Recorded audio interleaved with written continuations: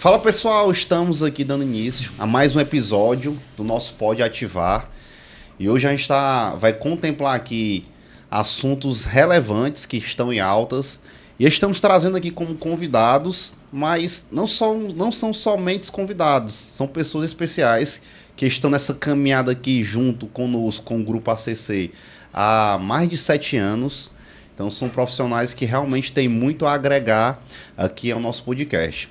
Eu sou o Joel Mendonça, sócio e contador do Grupo ACC. Está aqui ao meu lado o Alisson Xavier, também sócio e contador. E hoje a gente está recebendo aqui, como convidados especiais, Harrison Xavier, que é o nosso coordenador técnico do setor pessoal do Grupo ACC. Ele é especialista em legislação trabalhista e gestão da folha de pagamento. Há mais de 6 anos acompanha de perto todas as mudanças que impactam diretamente as empresas junto a essa conexão com o DP, ajudando empresários a evitar multas e reduzir riscos trabalhistas. E aqui do outro lado, Raul Medeiros, contador e gestor contábil aqui do grupo, é especialista em planejamento tributário, com atuação principalmente voltada para a escrituração contábil, balanço patrimonial, os demonstrativos econômicos. Ele atua diretamente com empresários que querem pagar menos impostos dentro da lei, protegendo seus negócios de autuações e otimizando a sua carga tributária. E aí, galera, como é que vocês estão? Tudo bom? Prazer. Agradecer aqui aos senhores, ao meu parceiro Harrison, de caminhada dia a dia, apanhando aí já nos últimos 6, 7 anos com essa emaranhado tributário que é o Brasil.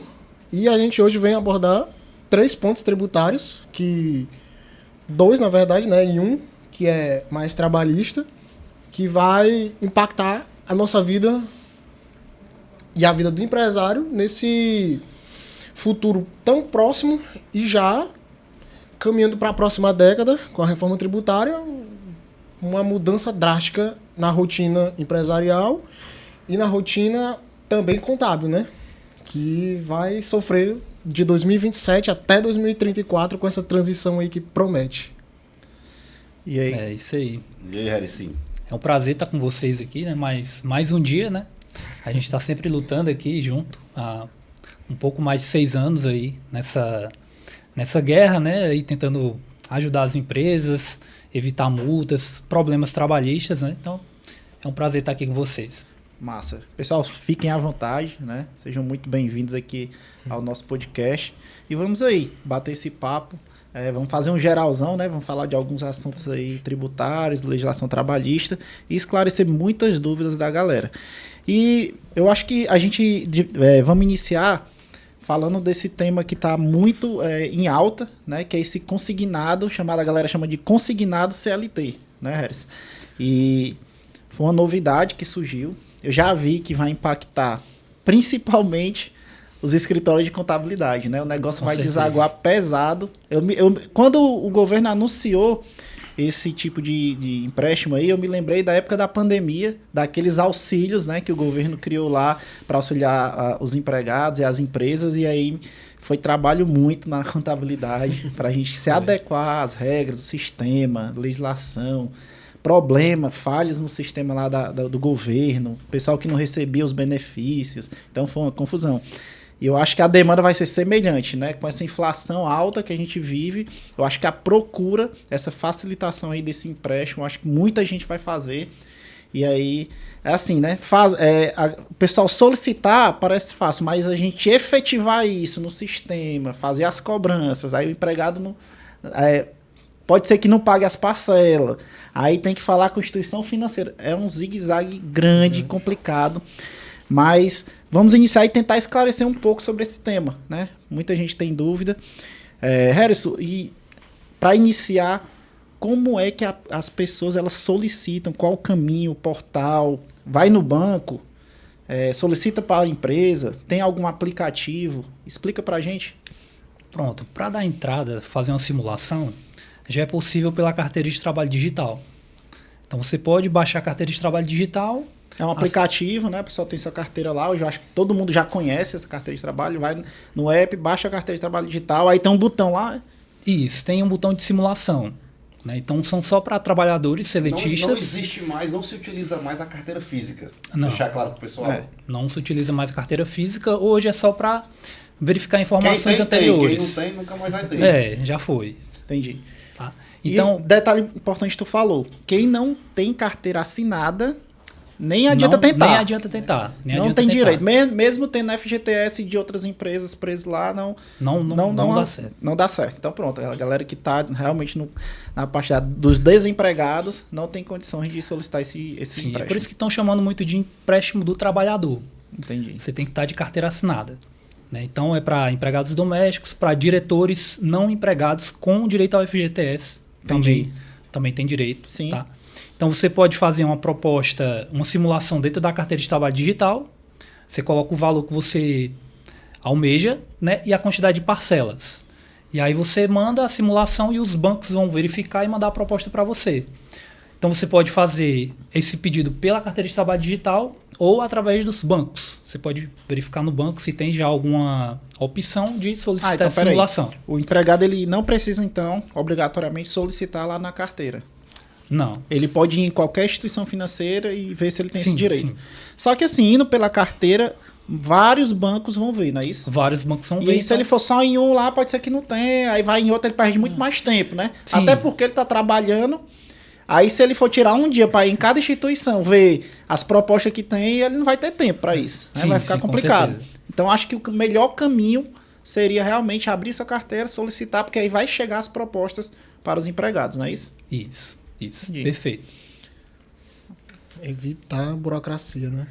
Sim. Agora, Então é um procedimento relativamente simples e é por isso que está tendo uma adesão muito grande, porque está ali a poucos cliques de você conseguir esse empréstimo.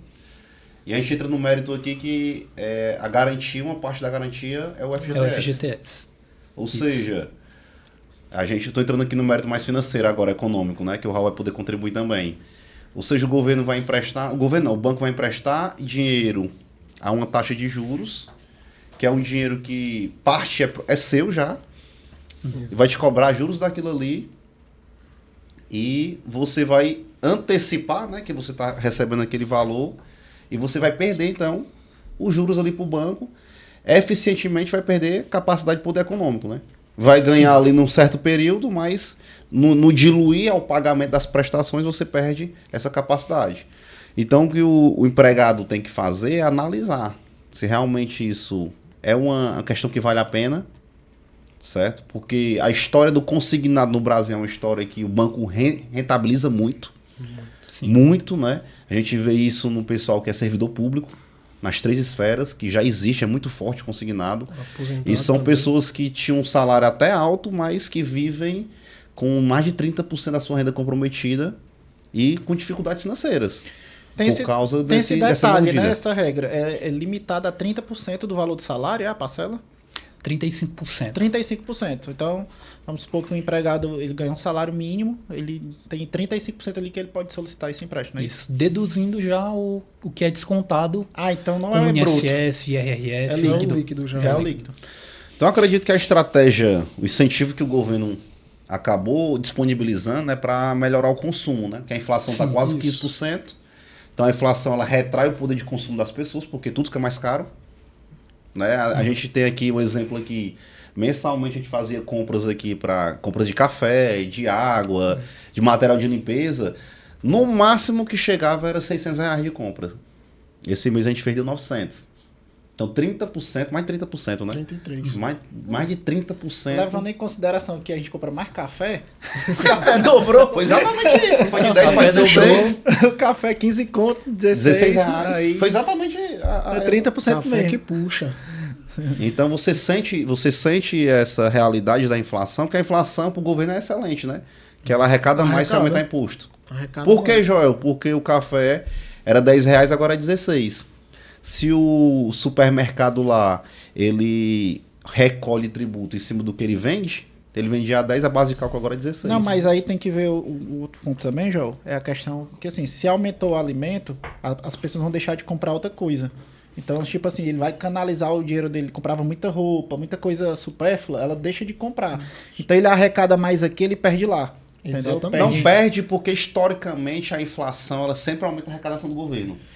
Já existe dados históricos. tem isso. A inflação, o governo gosta da inflação, porque ele aumenta a arrecadação sem só Sem que esforço, né? só que a inflação, o problema da inflação é o tempo que ela dura. Exatamente. Porque se ela dura muito tempo, que colapsa o mercado. Colapso. Exatamente. E Então aí, ela tem que ser uma manobra rápida. E Só aí- que a gente não tá vendo um cenário desse, né? e aí Tem ano 2 que anos aí. vem é ano eleitoral. Mas Vai aí não fazer tem de essa- tudo pra reverter essa situação. Agora, como? Já tá colapsado o negócio. Como? Porque só tem 2 maneiras para você cortar a inflação. A primeira, que é a mais dolorosa, mas a que vai te ajudar no curto prazo, vai ser corte de gastos. E o governo se nega a fazer isso, de nega. todas as maneiras possíveis. Ele cortou aí, ele vai subir a regra do imposto de renda para 5 mil, né, a base de cálculo mínima, só que ele vai perder mais ou menos 24 bilhões ao ano com isso. E muita gente diz, aproveita isso e começa a fazer corte de gastos. Só que ele não fez. Ele fez foi criar um imposto novo, Criar um gasto. Sim. entende? Para cobrir os gastos. E mesmo batendo um recorde, pode abrir aí o jornal, Recorde coloca aí. de É recorde de arrecadação, arrecadação, recorde atrás de recorde, recorde atrás de recorde. Continua no vermelho, continua tendo déficit. Isso não existe um negócio desse. Exatamente. É porque a inflação sobe, imprime dinheiro. Exatamente. Dinheiro. E o Aí, governo não imprime para de dinheiro. gastar, né? Só tá gastando cada vez mais. Exatamente. E essa Selic alta sai caro, porque com a Selic alta o pessoal começa a comprar os papéis do governo e aí o governo paga muito Isso. juros para essa galera. Isso. E aí ele E compra aí paga muitas caro, vezes, né? E Sai compra caro. muitas vezes pré-fixado. Aí eu vou lá e compro agora um título do Tesouro Direto pré-fixado. A bomba vai estourar agora em 2026, porque é quando ele começa de fato a pagar. E aí o próximo presidente que assumir, ou caso ele seja reeleito, vai continuar pagando uns juros absurdos de 15%. Ela vai pegar o O rombo, bucho é né? grande. Mas só finalizando aqui o assunto do consignado, a gente entra um pouquinho aqui sobre economia. Então, Harrison, no caso, assim, se o empregado ele não conseguir arcar com as parcelas. E outra coisa, quando ele efetivar esse empréstimo, ele tem que informar para a empresa informa para a contabilidade já fica sabendo de alguma forma. Pronto. O modo da empresa saber hoje é através do DET, que é o Domicílio Eletrônico Trabalhista. Então, assim que ele fizer o acordo, vai notificar a empresa. Tá? Então, a empresa vai saber que o acordo foi feito, mas ela não vai ter informações de valores ainda. Ela vai ter que ir no portal do Emprega Brasil e lá vai saber quais são os valores para aplicar em folha. Né? Então, vai ter a questão também de acompanhar se realmente vai ser possível descontar ali o valor da parcela. Né? Porque se não for possível, você pode descontar parcialmente. Né? E aí fica uma questão para ver com o banco como é que vai ficar essa outra parte, ou se vai descontar no próximo mês, se ele vai ter renda suficiente para poder aplicar. Mas então, ficou uma dúvida aqui, a empresa vai ser responsável solidária também? A empresa sim. Se o empregado não pagar, Porque, assim, na verdade, a regra lá, a empresa vai ter que descontar dele. a empresa vai descontar da folha e vai recolher através do FGTS. Não tem como ele não deixar de pagar. Não né? tem como não deixar Por de isso que pagar. eu Se a consignado. empresa deixar de pagar o imposto do FGTS, aí ela vai se responsabilizar por multa e juros. Entendi. Então talvez quem deixe de pagar seja o empresário, Seja o empresário. que não paga o FGTS. Entendi. Eita. É o efeito cascata, né? É uma armadilhazinha, né?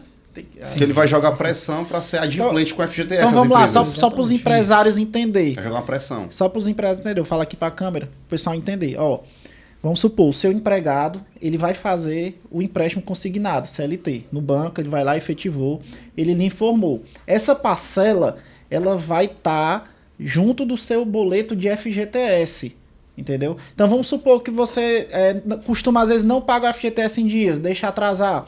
Aquele FGTS ele vai estar bem inflacionado. Por quê? Porque vai constar a parcela do empréstimo de vários empregados do seu grupo de empregados. Que o FGTS é um boleto só.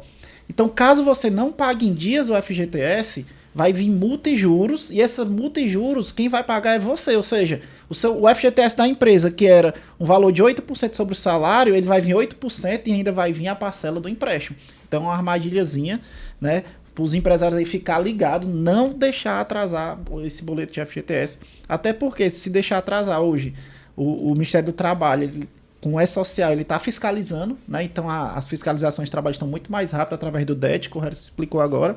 E ainda vai vir essa parcelazinha que vai, se você atrasar, você vai pagar muito mais juros do que antes na parcela do FGTS. Então vamos ficar ligados nesse detalhe. Bacana, cara. Então vamos encerrar aqui essa pauta e para a próxima, né? Mas antes de entrar aqui na próxima pauta, consolidando aqui uma parte que a gente conversou aqui, eu queria ler aqui um texto que fala um pouquinho de tudo que a gente está conversando e vai desenvolver aqui, certo? Que fala exatamente dessa questão do governo, né? O sócio de uma empresa é, acima de tudo, um tomador de risco. Ao agir em benefício próprio, indiretamente ele cria empregos, gera renda e movimenta a economia. Ou seja, ele é a força motriz que impulsiona a produtividade do país. Mas em toda empresa há uma exceção. Aquele sócio que, além de não ajudar em nada, ainda atrapalha, gerando mais trabalho e dor de cabeça. Para piorar, esse sócio aparece apenas quando você tem lucros. Os prejuízos são sempre só seus. Estou falando naturalmente do governo. Quantas empresas não foram arruinadas por excesso de burocracia, alvarás e licenças? Pela ausência de segurança jurídica, só em 2024 foram mais de 2.000 reclamações trabalhistas. Peguei agora esse dado. Pela legislação trabalhista engessada, pelos impostos abusivos. Ao final de tudo, quando você, felizmente e apesar de tudo, tem algum sucesso, o governo vem recolher a parte dele. Mas não é qualquer fatia dos lucros, de tudo que sobra na última linha do balanço. Ele exige 34%. E no ramo financeiro ainda passa de 40%. Isso coloca o Brasil no topo do ranking dos países que mais tributam empresas do mundo. E para quem está no Simples Nacional, esse sócio ainda quer que você tenha prejuízo e vai exigir em cima do seu faturamento. Ou seja, as empresas do Simples, independente do prejuízo que ela tiver, ele vai pagar o imposto em cima do faturamento. Porque tanto o Simples Nacional como o lucro presumido, a tributação é cumulativa. Agora o governo decidiu que isso não é mais suficiente. Como você é um capitalista malvadão, que obtém mais de 50 mil em dividendos mensais, empreendendo, investindo, o governo quer tomar até 10% disso. É muito sério, gente, porque aqui a distribuição de lucros, os dividendos, até aquele rendimento de dividendos que você recebe de investimento, não era tributado. Mas em 2026 vai começar. E a justificativa é que todos os países do mundo tributam os dividendos. Por que não reduzir os impostos corporativos para a média que eles cobram? Ou seja, o governo usa como argumento que todos os países cobram tributos sobre dividendos, como os Estados Unidos, que cobra. Exato. Mas, em contrapartida, ele não diminui sobre o consumo. Porque o nosso imposto sobre o consumo chega a 40%. Né? Em caso de perfumes, bebidas alcoólicas, chega a 70%. Então, ele usa só o argumento que convém a ele. Mas o argumento de diminuir sobre o consumo, que vai baixar o preço das coisas, ele não aplica. Eu respondo porque o objetivo é simplesmente aumentar a arrecadação. Hoje, o governo diz que esse novo imposto traz justiça social, já que afetaria apenas os super ricos. Mas nós já vimos esse filme antes. O próprio imposto de renda começou assim. Então, o imposto de renda, quando ele foi criado, a história do imposto de renda, era para tributar os super ricos. E hoje, quem é que paga mais imposto de renda? Classe média. Classe média baixa. Todos sabem que esse limite de 50 mil não será corrigido pela inflação, como é a tabela do imposto de renda, que passou mais de 15 anos sem correção. Agora tem a correção com base só apenas no reajuste de salário, né? Para não tributar os dois salários. Assim, em alguns anos, ele atingirá a classe média. Por quê? Por causa da inflação e da desvalorização do real. Em algumas décadas, até o pobre pagará esse imposto. Então, esse texto aqui, ele consolida muito o que a gente tem discutido aqui A gente aqui quer deixar claro que não é uma inclinação política, mas é um cenário econômico, é o que a economia está falando. É matemática. É o que a economia está nos matemática. dizendo. A gente não está discutindo aqui. É matemática, só isso. Números. Essa questão aí da criação do imposto de renda, a do IPVA é similar. Né? Criaram o IPVA com o argumento de que iam cuidar das rodovias. Só que, ao longo do tempo, viu que isso não era possível. Aí o que foi que fizeram? Privatizaram algumas. E como privatizaram, as empresas privadas elas começaram a cobrar pedágios. Só que a partir do momento que você paga pedágio e você paga IPVA, você está pagando imposto dobrado. Por que eu estou pagando IPVA se eu estou andando numa via privada? Aqui no estado do Ceará ainda não é tão forte essa situação, mas Minas Gerais, São Paulo, que é o centro do estado brasileiro. Fora também, em outros países, tem várias rodovias que são também privatizadas. Aí você paga pedágio e aí você vai lá e paga um IPVA de 4% do valor do seu automóvel. É pesado. Muito pesado. Então, para você empresário, não existe um CNPJ forte e bem estruturado sem uma contabilidade forte que te dê suporte, ainda mais agora que vai tributar os dividendos. Então você sofre tributação sobre faturamento, sobre muitas vezes o que você compra, quando essa operação acontece de um estado por outro, e agora você vai sofrer tributação também nos dividendos, ou seja, nos lucros que você recebe do teu negócio. Se você não tiver um bom planejamento, uma boa estruturação contábil, isso vai doer bastante a nível de correr risco de quebrar o teu negócio. Então nós aqui do Grupo ACC já estamos preparando aqui, inclusive a nossa base de clientes, para preparar eles para esse novo cenário. Que a gente sabe que tem muitos clientes que já recebem acima disso, acima de 50 mil, e que vão sofrer esse tipo de tributação. E aí a gente está vendo estratégias para fugir de forma legal disso. Só para o pessoal entender, Alisson, que é essa tributação de dividendos aí, na pessoa física? É o seguinte, você tem sua empresa, aí você já pagou ali o boleto do Simples Nacional, que é incluso todos os impostos, ou então sua empresa é do lucro real, lucro presumido, você pagou imposto de renda, você pagou CSL, você pagou PIS, COFINS, ICMS, ISE, você já pagou ali todos os impostos na sua empresa, aí chegou o grande dia, o lucro. Aí você vai distribuir ali mensalmente para você de lucro, sei lá, 100 mil reais, né? 1.200.000 por ano. Aí quem ganha acima de 50 mil vai ser tributado mais 10% do que exceder esses 50 mil. Então, meu amigo, você vai pagar novamente imposto. O seu dinheiro já chegou ali todo tributado, todo mastigado. Triturado. Aí o que foi que o governo criou? Agora vamos tributar mais um pouquinho. Aí jogou uma fatia de 10%. Então, assim, é um negócio complicado. Né? Complicado, mas a gente está aqui esclarecendo que é justamente para vocês já ir se preparando, pensar em estratégias para ver se consegue minimizar esses riscos, esse prejuízo, na verdade. Joel, e a contrapartida disso? É porque quem ganha acima de 5 mil reais de rendimentos tributáveis, que é salário, prolabore, rendimentos de aluguéis, vai ter a isenção, né? Que é uma correção da tabela de imposto de renda que já é defasada. Muito. Então eles utilizaram essa prerrogativa, que usaram o número de pessoas que serão beneficiadas por essa isenção, e a contrapartida, quem vai pagar a conta é a turma que recebe esse dividendo acima de 50 mil, né? Exatamente. Mas é como a gente falou aqui no texto, a gente sabe que logo eles também não vão reajustar e vai atingir cada vez mais pessoas, né? Exatamente. Aumentar a sua base. Uhum. E aí, Raulzinho, o que você acha a respeito disso? Como é que é esse cálculo, né? Vamos lá. Isso, como você bem explicou, vai ter uma contrapartida, que é o benefício dos 5 mil de isenção. E isso, cara, vai afetar muito forte.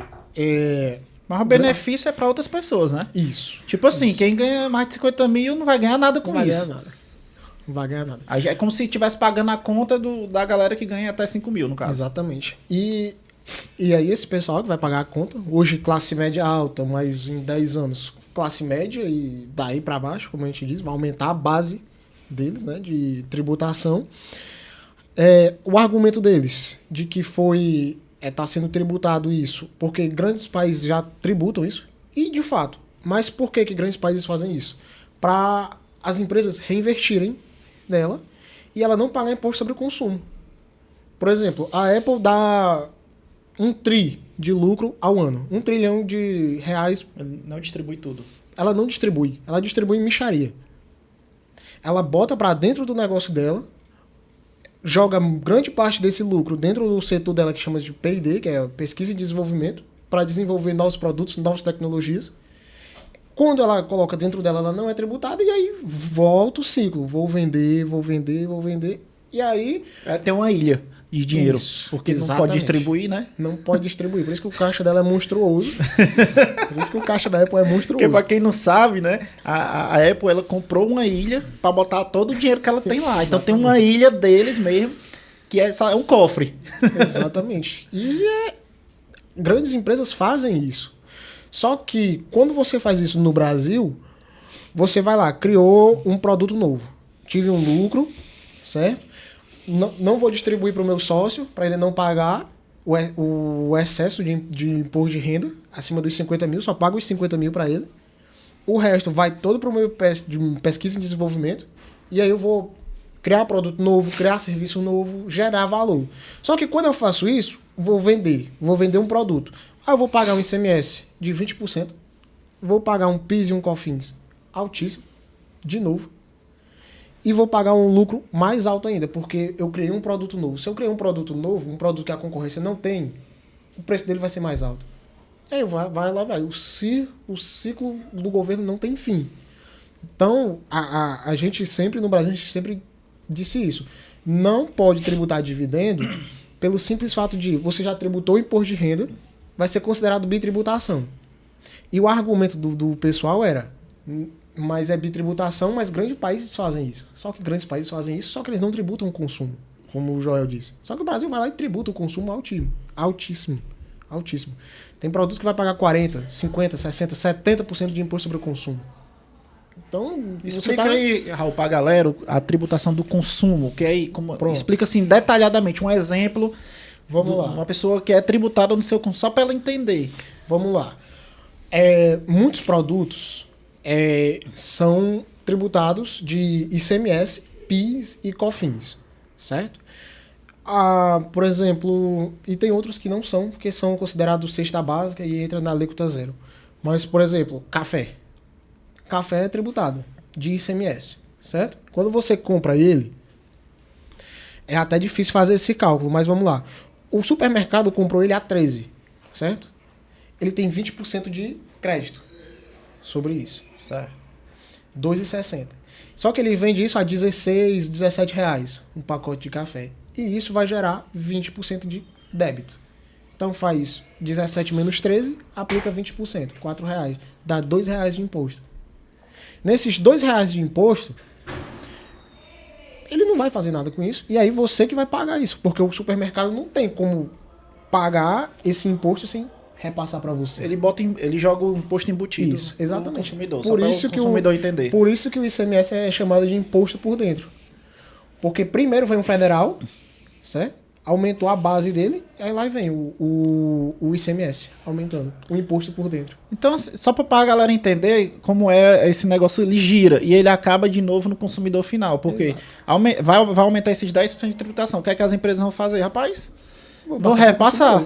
Então, o que é que vai aumentar tudo? Vai aumentar serviço, vai aumentar a alimentação, Exatamente. vai aumentar a cesta básica, vai aumentar a gasolina, vai aumentar tudo, porque ninguém vai querer pagar esses 10%. Exatamente. E no final, quem vai pagar é o próprio consumidor final. É a pessoa que acha que está sendo isentada lá dos 5 mil da renda. Porque daqui a pouco as pessoas não vão conseguir comprar quase nada mais. Um celular vai ser absurdo de comprar, um notebook vai ser absurdo de comprar, tomar um serviço específico vai ser absurdo, porque tudo vai ficar caro. Exatamente. E isso, essa base inflacionária no Brasil, ela se instaurou muito em 2020, pós-pandêmico, um período pós-pandêmico, que a gente deu para entender, porque muitas coisas fecharam. O carro aí teve uma explosão astronômica por causa de chips. O carro aumentou por isso. Não tinha chip para colocar em carro novo. Não tem carro novo, vamos pro carro semi-usado. Aí o seminovo. Seminovo vai lá e sobe. Aí, junto com isso, vai subindo outros produtos. Aço subiu drasticamente na pandemia. outro Aí o laço produto. vai aumentar o quê? A casinha que você A compra. casa. Apartamento construção que civil. você compra. Entendeu? Exatamente. E como a gente estava dizendo aqui, qual é a nossa contrapartida como sociedade? A gente não vê. O nosso grande problema é esse, a gente não está vendo contrapartida do governo para conosco.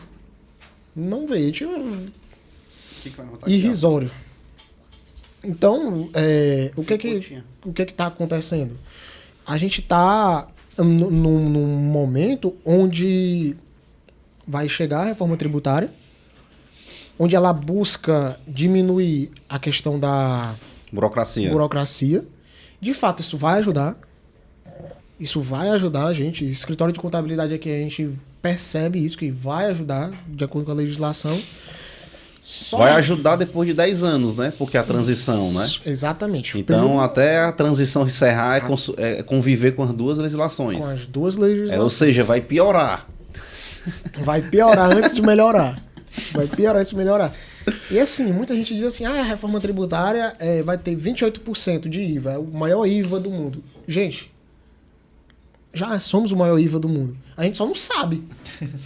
A gente só não sabe, mas a gente já é o maior IVA Só do não mundo. é IVA o nome. Só não é IVA o nome. É ICMS, é IPI, é PIS, COFINS. A gente já paga muito imposto sobre o consumo. Muito imposto sobre o consumo. Assim, a gente tá vivendo um Não, momento de risco. Pegar um corte aqui, o Alisson chegou aqui essa semana, chegou ontem, né? Dos Estados Unidos.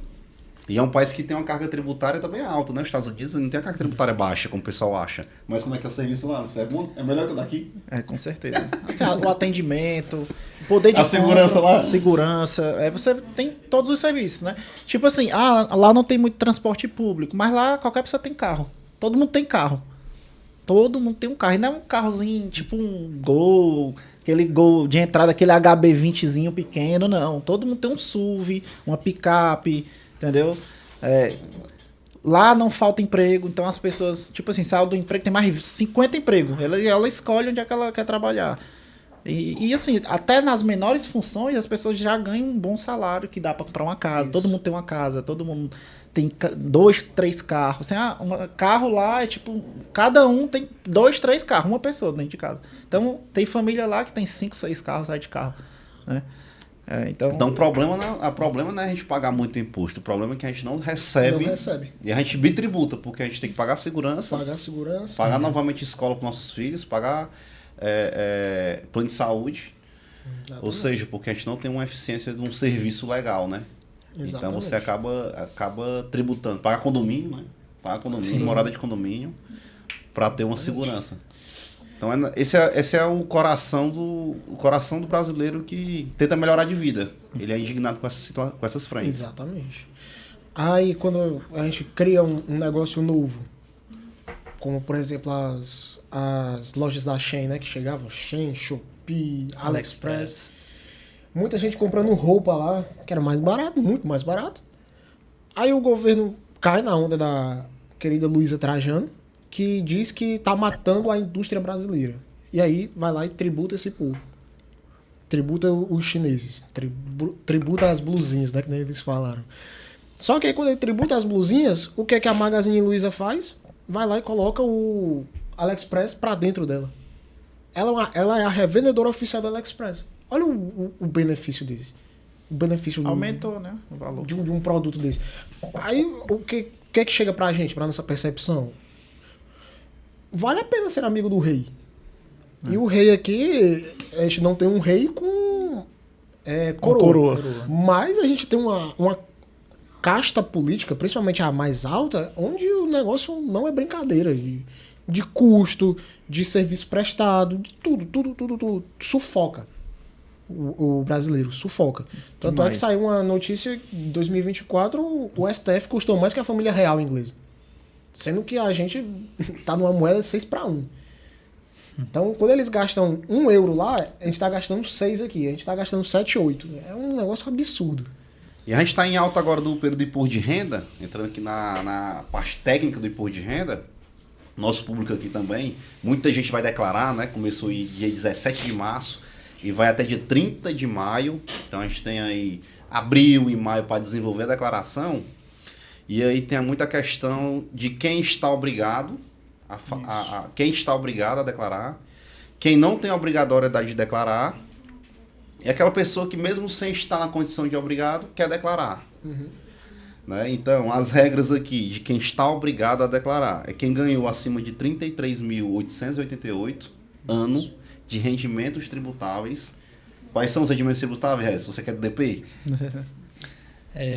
Todas as verbas salariais, praticamente, né? Comissão, salário, hora extra, férias, Adicional 13º, adicional noturno, periculosidade.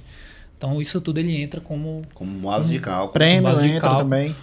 Prêmio também. Tudo entra como base Todos, de cálculo. Tudo vai Menos entrar. o que não entra é só aquele salário família que chama. Bolsa, é salário família. Salário né? família. Que é um benefício auxílio do governo, governo, né? A empresa ela paga, mas desconta lá do imposto. Do INSS. Então eu acho que a única verba que não é tributária, Que que de cabeça aqui que eu me lembro. Se tiver mais alguma, Perfeito. difícil. Além dessas verbas, tem aluguéis, né? Isso. Prolabore, que também está nessa regra. Segunda regra, quem recebeu rendimentos, mais de 200 mil de rendimentos isentos, que até esse ano, rendimento isento é o quê? Dividendos.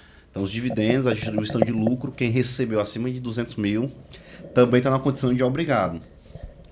Quem teve ações na Bolsa, né? Quem vendeu ações na Bolsa também está obrigado.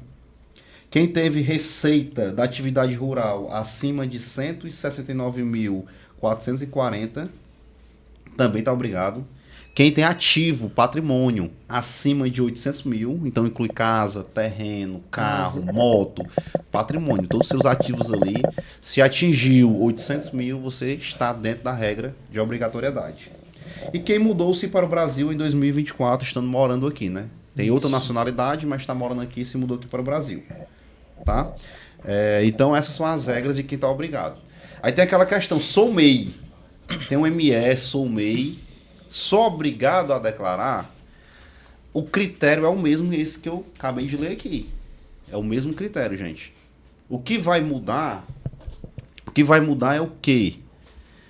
Você como MEI, principalmente, o seu único documento de comprovação de renda é o imposto de renda da pessoa física. Então, por mais que você não esteja dentro desses critérios, eu recomendo fielmente você a declarar.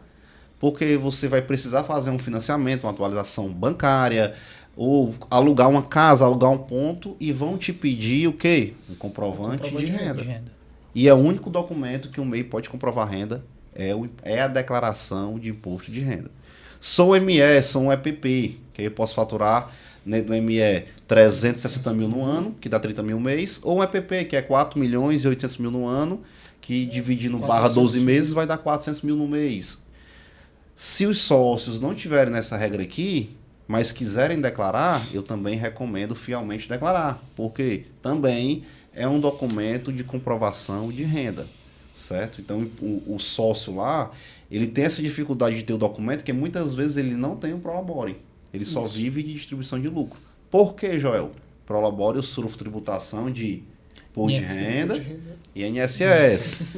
Distribuição de lucro até 2025, né? Tem que falar agora. Até 2025, eu não sofro nenhuma tributação. Então, é uma excelente estratégia que sempre foi utilizado. Né? Agora vai ter algumas modificações a partir de 2026. Então, faça a declaração. O governo libera uma declaração pré-preenchida.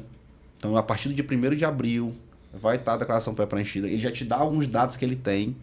Isso. Então faça, cumpra regularmente isso, que você vai ter um documento lá fiscal de comprovação de renda. Querem complementar alguma coisa mais?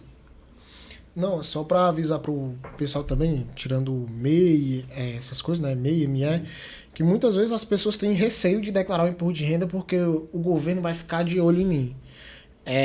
Pessoal, o governo já está de olho.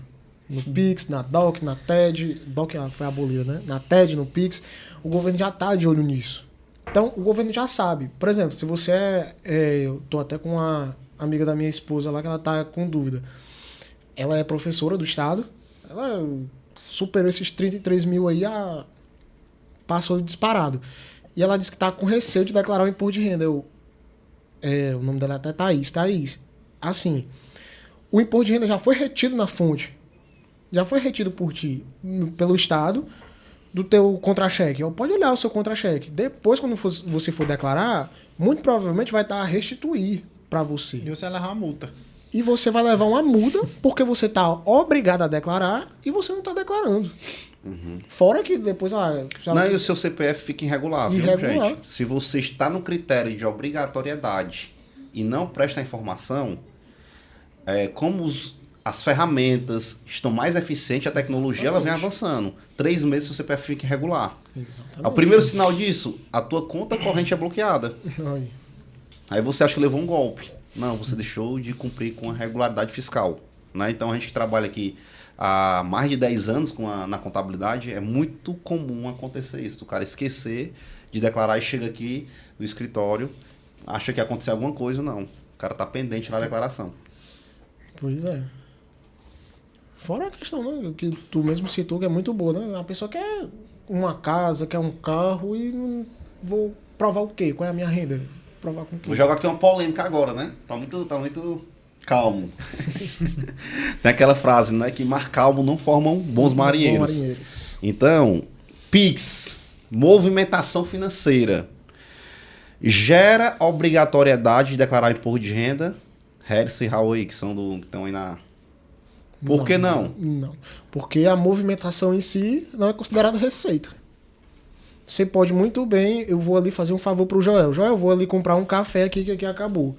Aí eu fui lá, comprei um café, paguei no meu Pix, o Joel foi lá e me transferiu. Isso não é receita. Então tem que fazer uma classificação para saber o que é receita e o que, que não é receita. O que eu ia também entrar depois de tu explicar isso aí, Raul, era sobre quem faz muitas aplicações financeiras, né?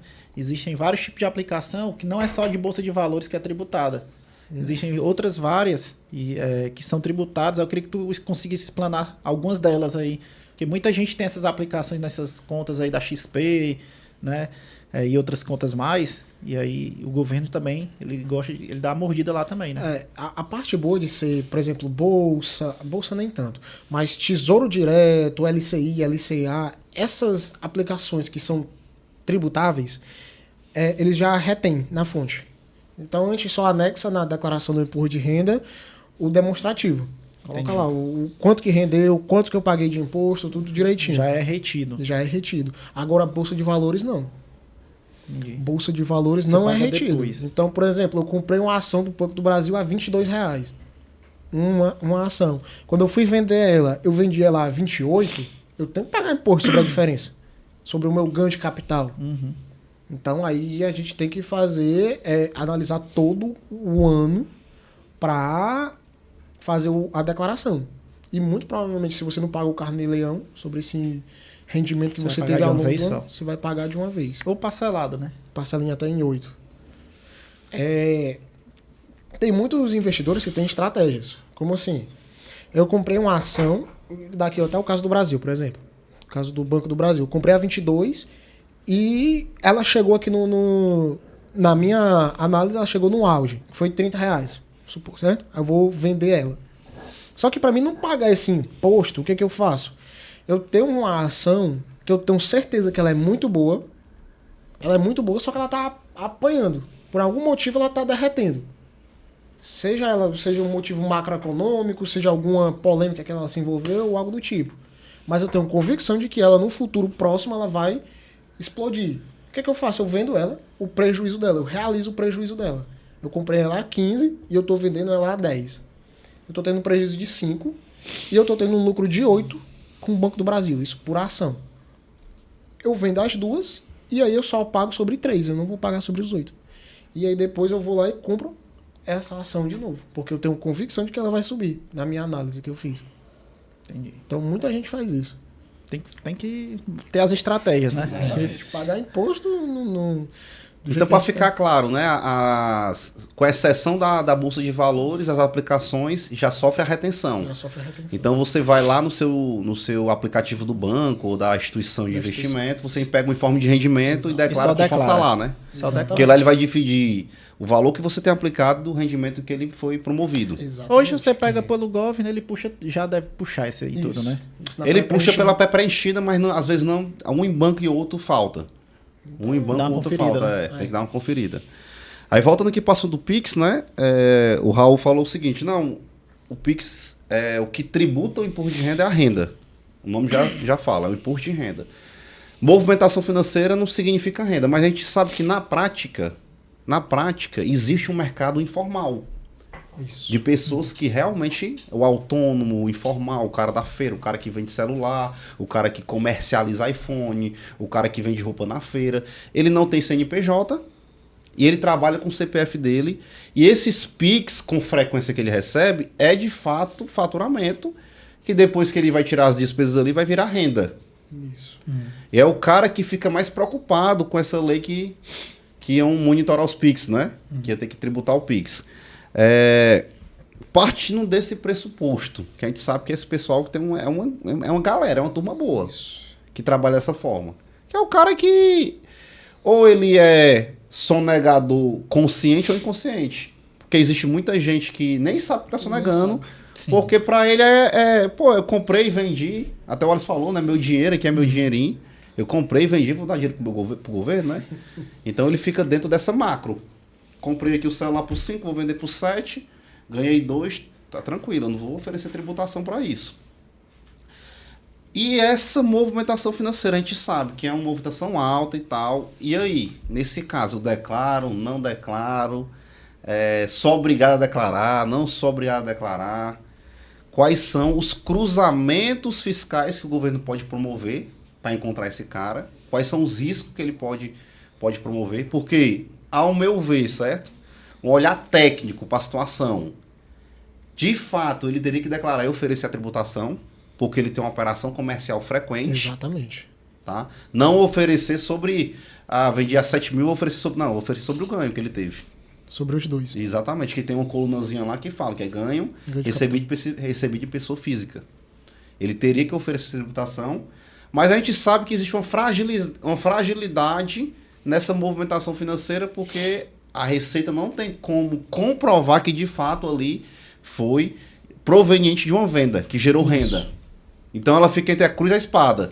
Se eu falar que vai acontecer um barulho no mercado, porque vai atingir todo mundo. Quem é e quem não é. Então eu tenho que ter um indicador mais forte para comprovar que de fato é uma operação comercial forte, né? E aí qual é a opinião de vocês? Eu sei que existe essa visão técnica, visão de mercado, visão de risco. O que vocês têm a contribuir com isso? Vamos lá. Muitas pessoas elas recorrem à questão da informalidade porque não tem alternativa. Mas tem outros que vão para a informalidade porque gostam de correr risco. Eu tô para saber que o pessoal vai gostar de correr risco desse jeito. Não é galera de iPhone não, né? Essa galera aí gosta de verdade, Ave Maria. Aí, o que acontece? A Receita vai ter essa parte eu não tenho o Pix, não consigo comprovar de que fato é uma venda. Só que, por exemplo, muitas vezes esses caras compram de fora do estado. Eu já presenciei isso. Eles compram de fora do estado. Eles compram, por exemplo, as Americanas da vida, num Magalu da vida que está em promoção ou algo do tipo. A mercadoria vem de fora. Quando chega aqui na Cefaz, a Cefaz é que barra, né? A Receita. Já vi e-mail da Cefaz mandando para uma pessoa, para revendedora, porque tava o destinatário era comprando no CPF, né? Mas por causa da quantidade, ele considera ser uma operação comercial e cobra 8 iPhones. 8 iPhones. Aí a fornecedora... Tem 8 meninos, não, cara. Tem 8 meninos. A fornecedora mandou o e-mail pro cliente explicando: olha, a Cefaz do estado do Ceará, no posto fiscal do aeroporto, parou e barrou a sua mercadoria. O senhor quer prosseguir e pagar o imposto, ou o que o senhor vai querer fazer da vida? Ele mandou devolver, né? Ele pediu a devolução da mercadoria e tentou a sorte de comprar de novo. Mas o cerco tá fechando. O cerco tá fechando. Porque muitas vezes esse pessoal compra a mercadoria com nota e vende sem nota. Porque é CPF. A Receita vai começar a cruzar esse pessoal. Vai cruzar. Quando? Difícil saber. Mas vai. É um risco, pra mim, muito incabível. E tu, Muito Harris, bem. que tem experiência com a social, tem visto aí cada vez mais o governo com a lupa, né? Nos rendimentos, nas movimentações dos funcionários, dos empregadores. O que tu acha aí a respeito dessas movimentações financeiras? É questão de tempo? O governo Eu já acho que sabe, tá só É só retardando? questão de tempo, né? Só questão de tempo. O governo já tem todos os dados praticamente de todo mundo, né? Eu acredito que até essa movimentação mais baixa nas contas bancárias, ele já tem informação. Se eu não me engano, acho que eles já enviavam até R$2.000, não era? Informação Isso. para o governo. Isso. Então, quando chegou essa notícia de a partir de 5 mil, né? Virou um alarde, mas eu acredito que já era enviada essa informação, né? Então, Sobre essa questão dos 5 mil, né? Pouco tempo depois que o governo sofreu a pressão e cancelou, vazou um documento da Receita Federal onde eles diziam: o nosso intuito é tributar esse povo que está movimentando acima de 5 mil reais. Então, e aí o susto foi a partir daí, né? o susto maior foi aí, que a pessoa. Tanto é que foi muito abafado até, vazou primeiro em rede social, nem vi jornal relatando isso. Mas tá lá, o documento. Então, para fechar essa... Não, a gente sabe que o governo ele vai sempre torcer, inclinar as suas forças para arrecadação. Isso é de fato.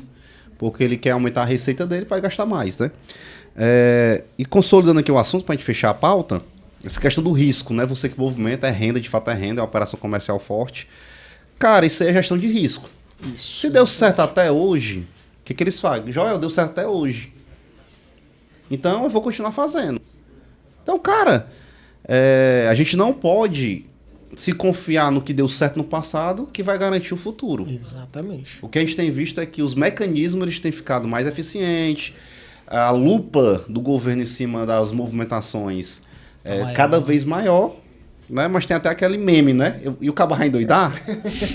O cabo vai endoidar? Não vai. Então, o cara tem que tomar o risco, né? Abraça. o risco. É só se prepara pra ele, que eu sempre falo, cara, você que sonega imposto, macho, guarda um caixazinho ali. Não gasta tudo, não. Bota ali 10% do que tu ganha. Gente, não pode sonegar, tá? Né? proibido Gasta isso ali, aí. guarda ali um pouquinho de dinheiro ali pra quando vier a porrada, tu tá preparado. Com advogado, com contador, com... O problema é que o cara que sonega, ele gasta tudo. Aí quando vem a porrada, ele já tá na corda bamba. Ela é só um chute aqui e cai. Já cai, Entendeu? Então, vai tomar risco, mas toma com consciência. Se prepara. Porque tem gente que imobiliza muito, né? Ele vai ganhando dinheiro e vai imobilizando com casa, com Isso. imóvel, com apartamento, com carro, É. com sítio, com não sei o quê. E o cara não tem caixa. A liquidez dele inexiste praticamente. Aí Chega quando, o susto, né? quando vem a surpresa, né? A pessoa não tá preparada. Mas é desse jeito. Mas, Galera, e pra gente... Tem uma coisa a complementar, Alice? não, só pra confirmar aqui com a galera que os 5 mil de isenção é a partir do ano que vem, né? Vai ser na declaração 2025. Então, esse ano ainda, se você ganha 5 mil, vai ter a mordida do leão. Isso. A partir de 26, né? Declaração Nós de estamos 20. 25. Declaração de 26. Declaração 25, declara de 26. Isso. Não é isso? Isso. Desse ano agora, que você vai declarar esse ano, referente ao ano passado, até 2 salários, não é isso a isenção? Exatamente. Até 2 salários você consegue ainda se isentar. Massa. Galera, a gente tá chegando aqui no final. Eu preparei aqui umas perguntas e respostas. Rápido. Pode pensar não. Que são pérolas da contabilidade. Certo? Que toda semana, hoje é todo dia não, mas toda semana é as mesmas 6 perguntas que chegam na empresa. Então, eu tô cansado de ouvir o Alisson, o Harrison, o Raul. Então, eu não preparei eles. É surpresa, gente. Eles não sabem. Mas vão responder aqui com a confiança que é tão recorrente. Primeiro aqui pro Harris. Pra você, Harrison. Contratei um funcionário. Posso fazer um contrato com ele de 3 meses sem assinar a carteira? Eu quero testar o cara. Não quero assinar a carteira agora. Isso aí não existe, não. Aí eu quero fazer um contrato lá, PJ para PF, sem a assinatura da carteira de trabalho. Isso aí não existe, não. A legislação, ela não garante isso aí de forma alguma, tá? Então, fazer isso aí tá correndo um risco imenso. Mas por que que não pode? Porque a legislação ela exige que o colaborador esteja a carteira assinada no primeiro dia de trabalho, né? Então, o contrato de experiência oficial ele é feito para isso. Já existe o contrato de experiência dentro do procedimento de assinar Já carteira. existe. Então, é um contrato de até 90 dias. Tá? E tem multa rescisória esse contrato? Multa rescisória tem se a empresa quebrar o contrato, tá? Antes do prazo estipulado. Porque o contrato de experiência, você acorda uma data para o fim dele. Então, se, por exemplo, eu estou contratando um empregado hoje com 45 dias de experiência. No final dos 45 dias, o contrato ele encerra ali. A menos que seja prorrogado por mim, né, pelo empregador. Ou, se não for prorrogado, vai encerrar ali.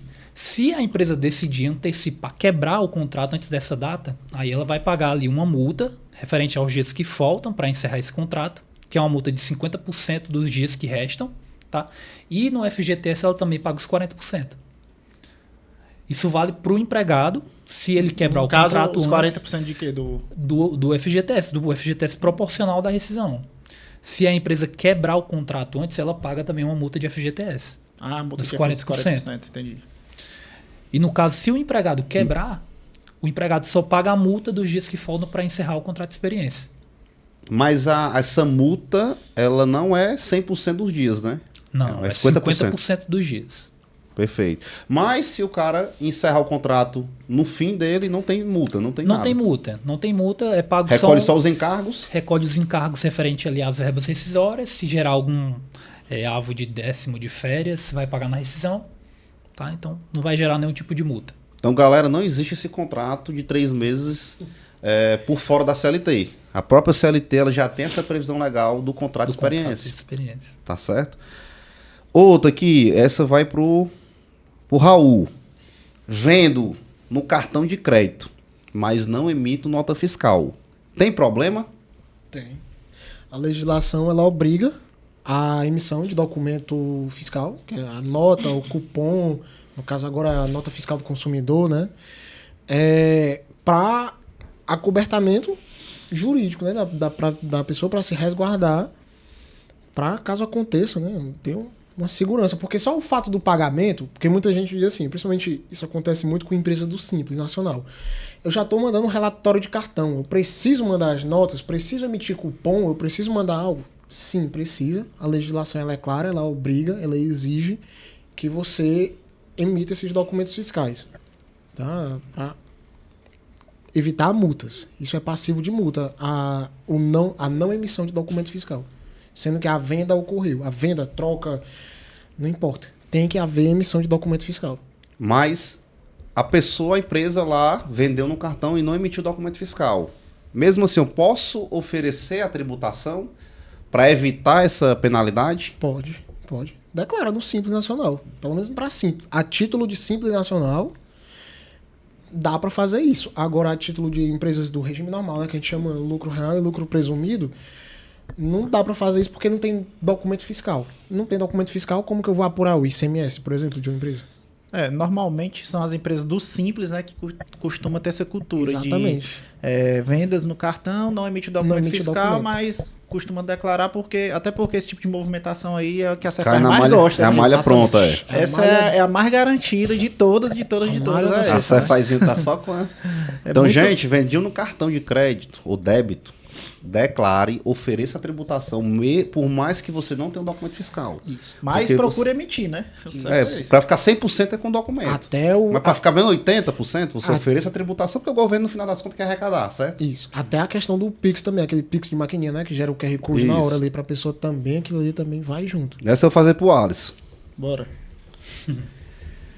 Tem um time de vendas.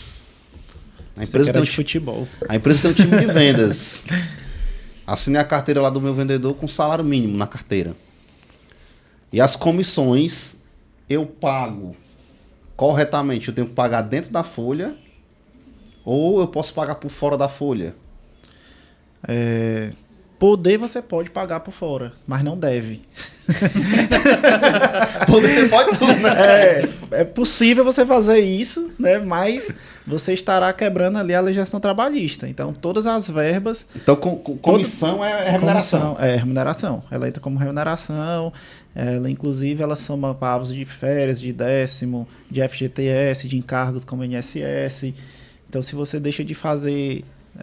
é como se fosse igual a um produto. Se você deixa de declarar, né, isso na folha de pagamento, aí você realmente está fora da legislação trabalhista e com passivo trabalhista. Vai gerar um passivo, não na hora. Pode ser depois, né? 1 ano, 2 anos depois. Caso o empregado ele saia, ele pode contestar isso. Então, o correto é você pagar a comissão dentro da folha. Então, a comissão, ela obrigatoriamente Ela precisa tem que estar ser na paga folha. dentro da folha. Exatamente. Mas o mercado pratica isso. A gente vê... A prática do mercado ela não prevalece sobre a lei, né? É bem comum a gente ver, até porque muitas vezes as empresas costumam até ser mais... pagar melhor, né, as comissões, já que está tendo esse alívio, né, nos impostos e tudo. Então, muitas empresas acabam fazendo isso. Mas correndo risco, absorvendo esse De risco. quem é o risco? É do funcionário ou da empresa? Da empresa. Sempre é da empresa. A empresa ela assume 100% a responsabilidade de toda a sua operação, seja de venda, seja na parte de empregado, seja na... Ela que tem a obrigação de tudo, né? O empregado está ali para servir, mas a empresa ela tem que estar ciente de todas as suas obrigações e responsabilidades. Só uma pergunta. No caso de, por exemplo, pagou a comissão por fora, o vendedor ele pode declarar essa comissão no imposto de renda dele? Rapaz, se ela declarar que recebeu da empresa, a empresa ela vai receber uma notificação dizendo que... Quem vai cair na malha é a empresa, não é o cara. Que esse empregado recebeu uma receita dela, da empresa, e a empresa não declarou. Na DIF. Então quem vai cair na malha é a empresa. Que a DIF é o último ano, né? Foi o último ano, né, Harris? Sim. A DIF foi o último ano, né? Ano que vem vai ser Eles integrado. estão prometendo, né? Que é o último ano. Vai ser integrado. Na prática, o que o pessoal faz? Declara como um recebimento de pessoa física, né? Para poder aumentar a renda lá. Na prática acontece isso. Existem outras formas de você conseguir remunerar sua equipe, seu time de vendas, através de prêmios, por exemplo.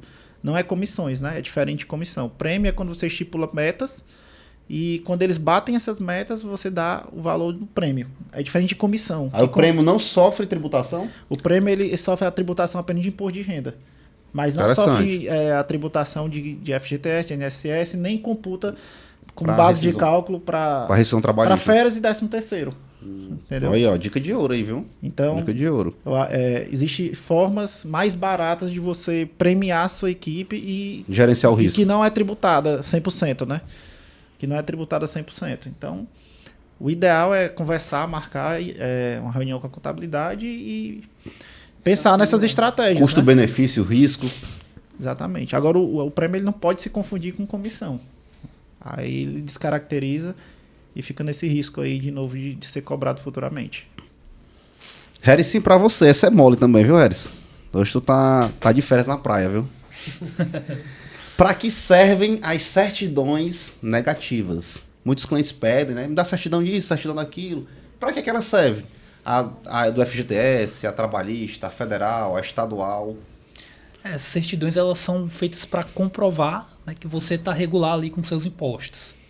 Né? Então, geralmente, algum órgão, pode ser financeiro, ou você está fazendo um contrato com alguma empresa, eles vão solicitar essas certidões para que comprove que você está regular perante aí os pagamentos de impostos. O próprio Pronamp, que é aquele programa do governo, que o governo assume parte do risco, né, que os bancos liberam, os bancos tradicionais, exige a certidão federal para liberar esse recurso. Então, as certidões são para se certificar que a empresa está regular. Está regular. Está regular. Mas essa regularidade significa que a empresa não está devendo? Não. Porque tem a certidão, que é a negativa, né? Uhum. Que é a que ela pagou tudo, né? E tem a positiva. Com efeito de negativa. efeito de negativa, isso. Que você tem débitos que estão parcelados, né? Você está pagando ali mensalmente. Mas estão todos negociados. Mas estão todos negociados. Tá em dias. Você está atrás de se regularizar. Está em dias, né? Você está devendo, mas está em dias. Está em dias, exato. Ou seja, as duas têm o mesmo poder, então. As duas têm o mesmo poder. Está no seu passivo ainda. Perfeito, perfeito. Agora pro Raulzinho. Raul, a relação de faturamento que o banco pede, então é muito comum chegar aqui o cliente pedir, eu quero uma relação de faturamento para atualizar o meu cadastro no banco. O banco está solicitando, virou o ano, é a chuva, né? Isso. Quero o faturamento de 2024. E a gente sabe que as empresas, algumas têm um faturamento 100%, mas algumas não. Algumas elas têm um faturamento gerencial e o fiscal é outro. Certo? Eu entrego qual para o banco? Eu entrego o meu faturamento só fiscal ou eu entrego o meu gerencial? E qual é o risco de eu entregar o gerencial e ser diferente do meu fiscal? Exemplo, a empresa fatura 100 mil gerencialmente, mas ela só declara fiscalmente 70. Então 30 mil ela não declara. Então esses 30 mil tá sonegando o imposto. Mas eu quero, no banco, eu quero falar pro banco que eu tô crescendo. 100 Tô mil. aumentando, tô melhorando. Até para melhorar a linha de crédito dele. Qual é o risco disso? O banco informa isso? O governo tem acesso a isso? E aí? O banco informa, né? A E-Financeira tá aí para mostrar. E a gente nunca viu o governo autuando sobre isso, alguma malha automática sobre isso. Mas eu não duvido nada no futuro próximo isso cair em alguma malha, porque o banco informa. Só cabe ao fisco ele criar um mecanismo de Detectar, detectar automaticamente, porque o fisco ele não vai fazer isso manual.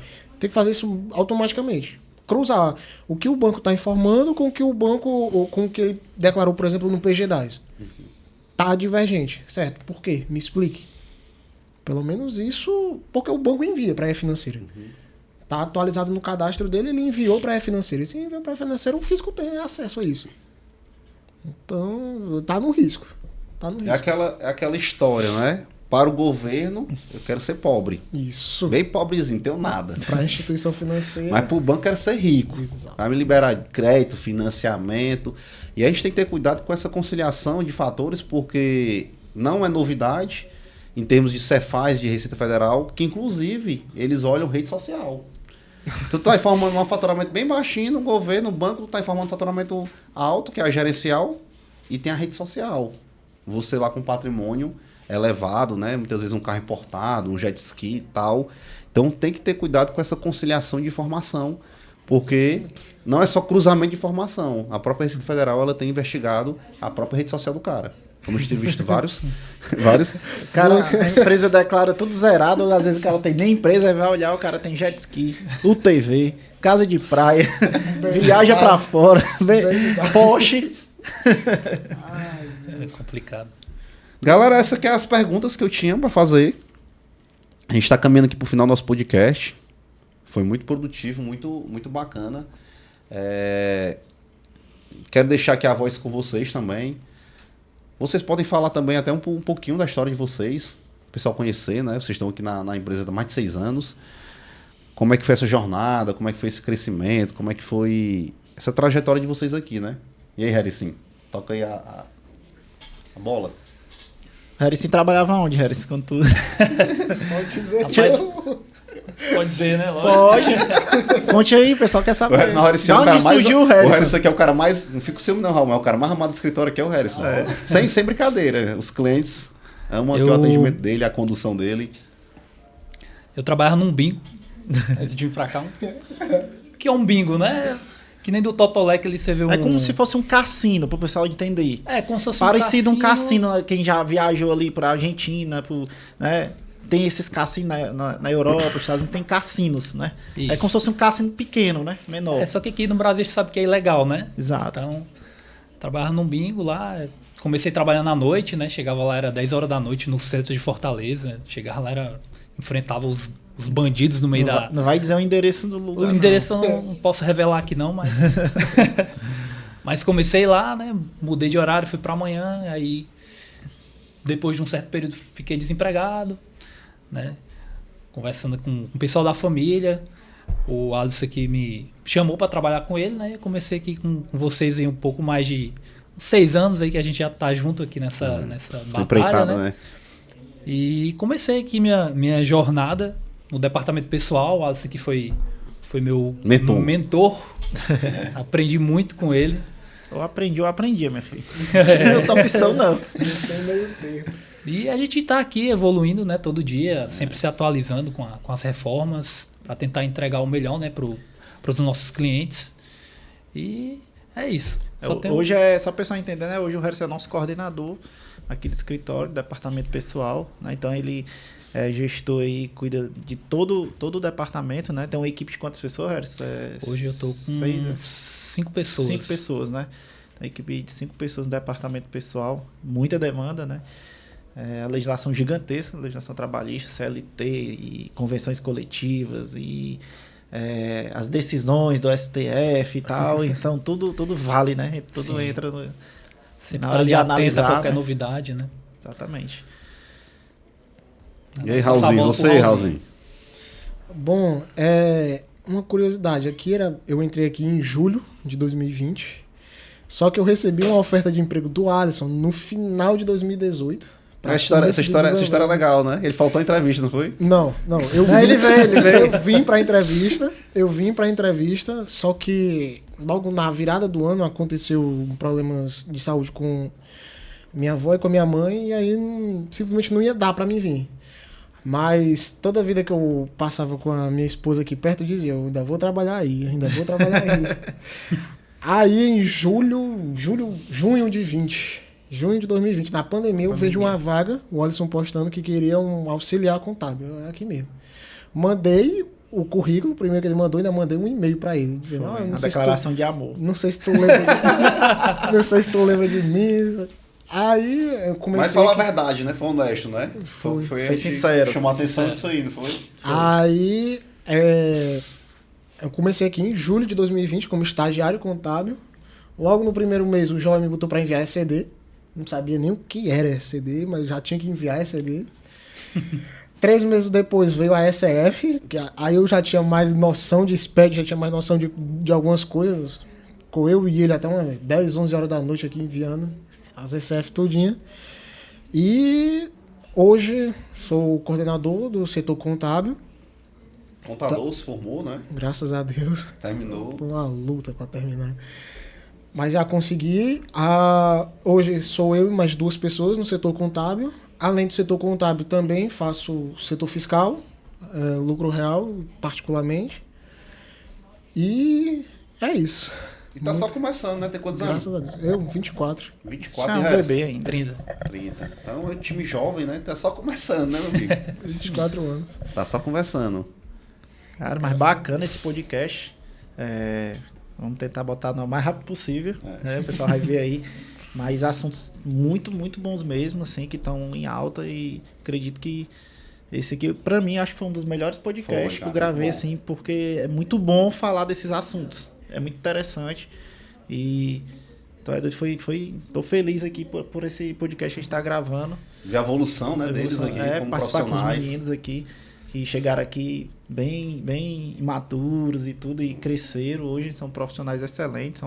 Parabéns aí pra vocês. E a gente espera seguir anos e anos e anos aí com vocês aqui, encabeçando aqui a liderança do nosso escritório.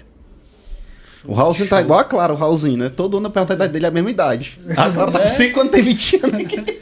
Raul já com cara de 30, dizendo que tem 24. Achei o mas cabelo branco, mas sei 24. não, viu? Mostra o meu RG aqui. É duvidoso. Mostra o meu RG. Galera, mas foi show de bola. Prazer. Né? Vamos encerrar aqui o nosso podcast. Hoje falamos de imposto de renda, de reforma tributária, dessa questão da tributação dos dividendos, do E consignado. O episódio tá top demais. Forte abraço aí pra você.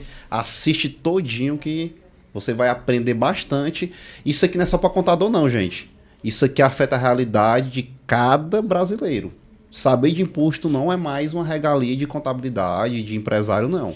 Cada brasileiro tem que saber um pouquinho de imposto, de contabilidade, para de fato tomar melhores decisões e gerenciar risco. Principalmente gerenciar risco.